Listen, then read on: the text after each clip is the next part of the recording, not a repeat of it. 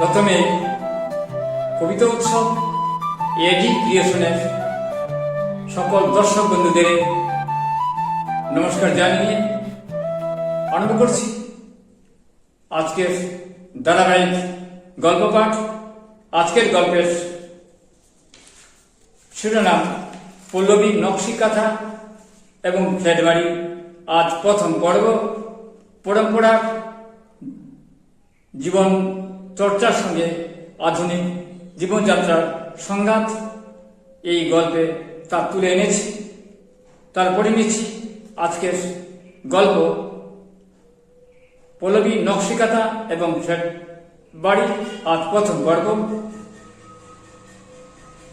বৈশাখে ঝড় বৃষ্টি পড়লেই পল্লবী তার মা আরতি দেবীর কথা খুব মনে হয়।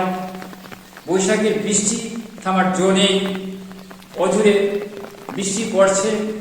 এইরকম বৃষ্টি হলেই পল্লবীর মা আরতি দেবী চাদরের মতো ছোটো কাঁথা মুড়িয়ে দিয়ে পল্লবীর শরীর পেছন থেকে বেঁধে দিতেন।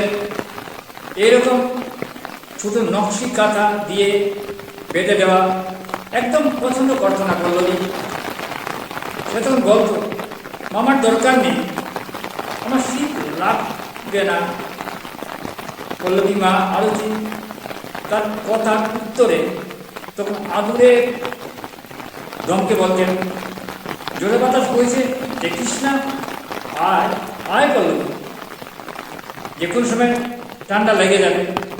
পল্লবী তখন টাপুর টুপুর বৃষ্টি ভিজে উঠোনের জলে কাগজের নৌকো ভাসিয়ে খেলা করছিল। আজকালকার মতো এত শাল চাদর গায়ে দেওয়ার হিড়িক তখন ছিল না। পল্লবীর মা সুন্দর নানা রঙিন সুতো দিয়ে বুনতে পারতেন। পল্লবীর মা আরতির কাছ থেকে পল্লবীও নকশি কাঁথা অনেক অনেক কারুকাজ তৈরি করতে শিখেছে। কাঁথাতে লাল, নীল, হলুদ সুতো দিয়ে ফুল পাখি, প্রজাপতি ইত্যাদি। পল্লবীর বিয়ে হয় জগদীশের সঙ্গে। তার কাঁথা শিল্পের কাজ দেখেই জগদীশবাবু হাইলাকান্দি গ্রাম মধ্যবঙ্গ স্কুলের প্রধান শিক্ষক হিসেবে এসেছেন। তার বাবা প্রীতম দাস ছিলেন সেই ১৭ বছর পুরনো গ্রাম মধ্যবঙ্গ স্কুলের কার্যকরী কমিটির সভাপতি। তাই স্কুলের প্রয়োজনে জগদীশকে পল্লবীদের বাসাতে আসতে হতো। পল্লবী তো কোনো শাড়ি পরা শিখেছে মাত্র। দুধে আলতা শরীরে রং পল্লবীর। এইভাবে কখন আসতে যেতে পল্লবীকে ভালোবেসে যায় জগদীশের। পল্লবীর বাবা ডেকে বলতেন, মাস্টারমশাই জগদীশবাবু এসেছে, এক কাপ চাটা আনতো মা। জগদীশবাবু আসলেই বাবার এই ডাক শোনার জন্য অপেক্ষা করত পল্লবী। আসছি আসছি বাবা। তারপর চায়ের সঙ্গে মুড়ি, নাড়ু কিংবা চিড়ে বাদে ইত্যাদি যেদিন যা যা থাকতো তা নিয়ে আসত পল্লবী। একদিন ঝড় বৃষ্টির দিনে ছাতি না নিয়ে আসায় জগদীশ আটকা পড়ে যায় তাদের বাড়িতে। একদিন ঝড় বৃষ্টির দিনে ছাতি না নিয়ে আসায় জগদীশ আটকা পড়ে যায় তাদের বাড়িতে। সেদিন রোববার ছিল, বৃষ্টি বাইরে হচ্ছিল। প্রীতম বলেন, মাস্টারমশাই বৃষ্টি হচ্ছে, একটু বৃষ্টি থামুক, তারপরে আপনি যাবেন। বেশ জমিয়ে তখন আড্ডায় কথা ছিল। হঠাৎ প্রীতম পল্লবীর বাবা বলেন, জানেন, পল্লবীর বাবা বলেন, জানেন, আমার মামনি অর্থাৎ মেয়ে পল্লবী খুব সুন্দর কাঁথা শিল্পের কাজ জানে। তার মা আরতির কাছ থেকে শেখা, যদিও তার মার কাছ থেকে শেখা, কিন্তু তার মা থেকে পল্লবীর কাজ আরো অনেক সুন্দর করে সে। তারপর পল্লবী বাবা প্রীতম বাবু একটু সুর পাল্টে গড়ের দিকে তাকিয়ে ডাকলেন, পল্লবী মা, তুই নকশি কাঁথাগুলো নিয়ে আয়। পল্লবী মা, তুই নকশি কাঁথাগুলো নিয়ে আয়। পল্লবী তখন বগল দেখা করে বেশ করে ছোট ছোট নকশিকাঁথা নিয়ে এসেছে দেখাতে। পল্লবী তখন বগল দাবা করে বেশ কটি ছোট ছোট নকশিকাঁথা নিয়ে এসেছে দেখাতে। তখন বিষ্ণু অবাক হয়ে দেখছিলেন জগদীশ। সেই নকশিকাঁথা দেখেই বলেছিলেন, মাস্টারমশাই জগদীশ, অপূর্ব। কোন নকশিকাঁথায় স্মৃতিদাতা গণেশের লাল নীল সুতে করা, কোন কাঁথায় আবার লক্ষ্মীনারায়ণ ছবি সুতো দিয়ে আঁকা হয়েছে।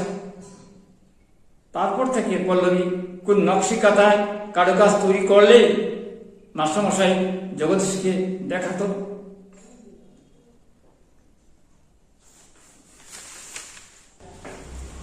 এইভাবে ঘনিষ্ঠ হয়ে যায় জগদীশ ও পল্লবী।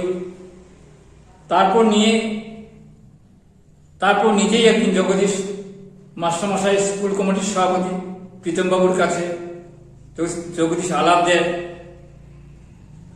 তারপর নিজেই একদিন জগদীশ মাস্টারমশাই স্কুল কমিটির সভাপতি প্রীতমবাবুর কাছে জগদীশ আলাপ দেয়, কর্তা। আবার কথা বলতে গিয়ে থামে জগদীশ। কি কথা বলে গেল? কি হচ্ছে? আমতা আমতা করছো কেন? তারপর মাথা নিচু করে জগদীশ মাস্টারমশাই বললে স্কুল কমিটির সভাপতি প্রীতম দাসের কাছে, আপনার মেয়েকে আমি বিয়ে করতে চাই। বৃষ্টি তখন থেমে গেছে। ঝড় শেষে আকাশে রামধনু উঠেছে। জলমলে পৃথিবী, মাঠে ছড়িয়ে পড়েছে আম্র মুকুল। দূরে ডাকছে তখনও দুয়েল কুয়েল। হঠাৎ চমকে উঠলেন পল্লবীর বাবা প্রীতম দাস।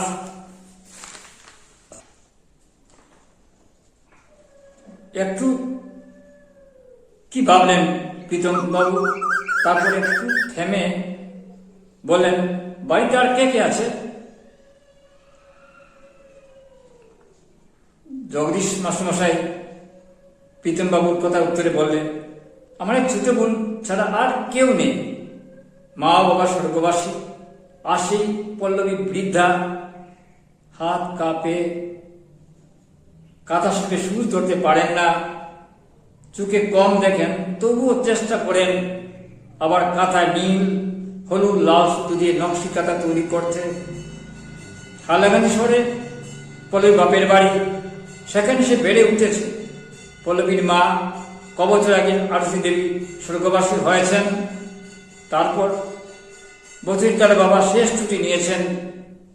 এদিকে এখন পল্লবী যাপিত জীবনের অনেক ঝড় ঝঞ্ঝা শেষেও শিলচরে তার ছেলে সুমনের গ্রিন ফ্ল্যাটে রয়েছেন। স্বামী কবে গত হয়েছেন, স্মৃতির পাতা খুলে অনেক কথা ভাবছিল পল্লবী।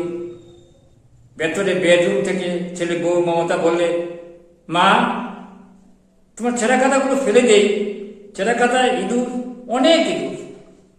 বা চিৎকার করে বললেন পল্লবী, না না, কখনো না বৌমা, ফেলে দিও না এই কাঁথাগুলো।